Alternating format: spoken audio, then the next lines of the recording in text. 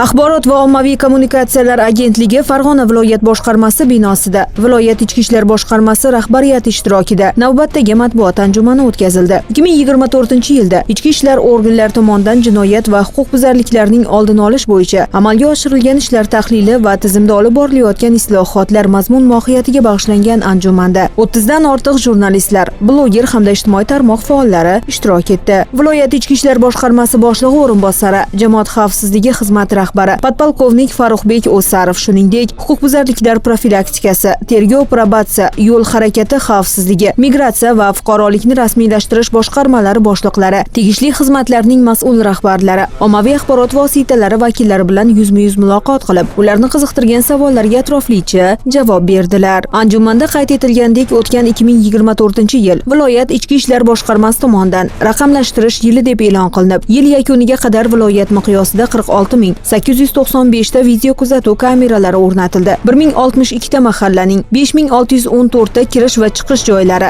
to'liq raqamlashtirilgan edi. Raqamli texnologiyalar va yangicha ish usullari joriy etilgani amaliyotda o'zini to'la oqladi. Hozirda sodir etilayotgan jinoyatlarning qariyb 30-40% kuzatuv kameralari va zamonaviy qurilmalar yordamida fosh etilmoqda. Davlatimiz rahbarining 2025-yil 3-yanvar kuni e'lon qilingan 2025-yilda respublika mahallalarida xavfsiz muhitni yaratish va huquqbuzarliklarning barvaqt oldini olish tizimi samaradorligini yanada oshirish bo'yicha chora-tadbirlar to'g'risidagi qarori raqamlashtirish jarayonlarini yangi bosqichga olib chiqdi desak xato bo'lmaydi. Qarorda belgilangan vazifalarni amaliyotga joriy etish maqsadida viloyatdagi 1062 ta mahallaning barchasida yo'l xaritalari ishlab chiqildi. 456 ta namunali xavfsiz ko'cha, 1140 ta namunali xavfsiz yo'laklar tashkil qilish, 700 ta ko'p qavatli va yakka tartibdagi xonadonlar, savdo va maishiy xizmat ko'rsatish obyektlarini domofonlar bilan jihozlash rejalashtirilgan bo'lib, hozirda bu ishlar qizg'in davom etmoqda. Tadbirda yo'l harakati xavfsizligi, jamoat tartibini saqlash, kiber jinoyatchilik yo'nalishlarida ko'plab savollar, taklif va mulohazalar o'rtaga tashlandi. Bulardan tashqari probatsiya, kinologiya, maxsus muassasalar, nazorat, litsenziya hamda karantin yo'nalishlari bo'yicha ham bir qator ishlar amalga oshirilgani ta'kidlab o'tildi.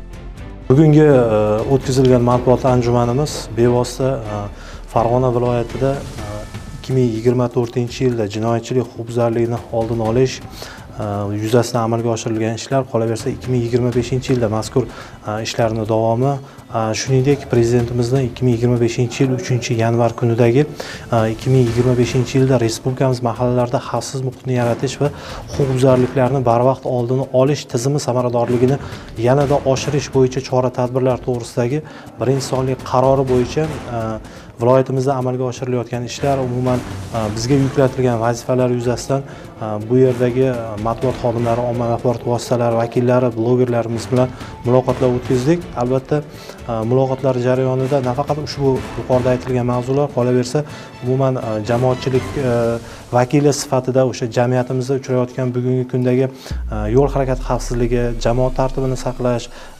qolaversa bugun jamiyatning og'riqli nuqtasi bo'lib turgan kiber jinoyatlarni oldini olish bo'yicha o'sha uchrayotgan muammolarni ommaviy axborot vositalari xodimlari bu yerga yig'ilgan mutasaddilarimizga savol tariqasida berishdi va albatta mana shu mavjud muammolarni bartaraf qilish bo'yicha dastur belgilab olindi.